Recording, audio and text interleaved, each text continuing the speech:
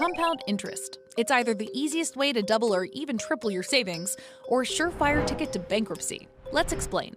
First of all, compound interest is different from simple interest. Simple interest is a fixed rate over time based on the initial amount you've invested.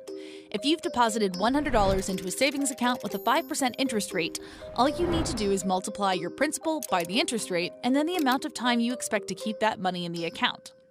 So $100 times 5% or 0.05 is $5. Keep that account going for 50 years and you'll earn $250 in interest for a grand total of $350. Compound interest is different. It's essentially interest on top of interest.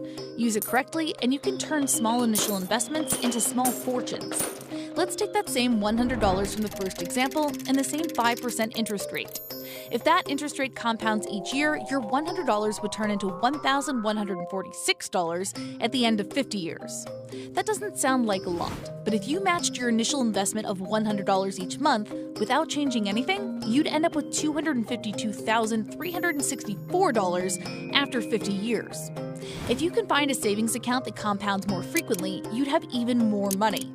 For the math sticklers out there, here's the formula behind compound interest.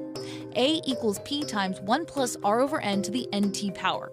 A is the final amount you're going to end up with, P is the principal amount or the initial amount you've invested or borrowed, R is the annual interest rate expressed as a decimal, N is the number of times that rate is compounded each year, and T is the number of years that the money sits in a savings account or how long the loan lasts. Compound interest sounds like a lot of fun when it comes to investing. Set it and forget it, right? If you're looking for a loan, however, compound interest could easily allow your debts to grow out of control. The same compound interest you can use to make your investments grow exponentially over time can also be applied to your unpaid balance on certain loans. So watch out for the fine print. Invest in you. Ready, set, grow. CNBC and Acorns.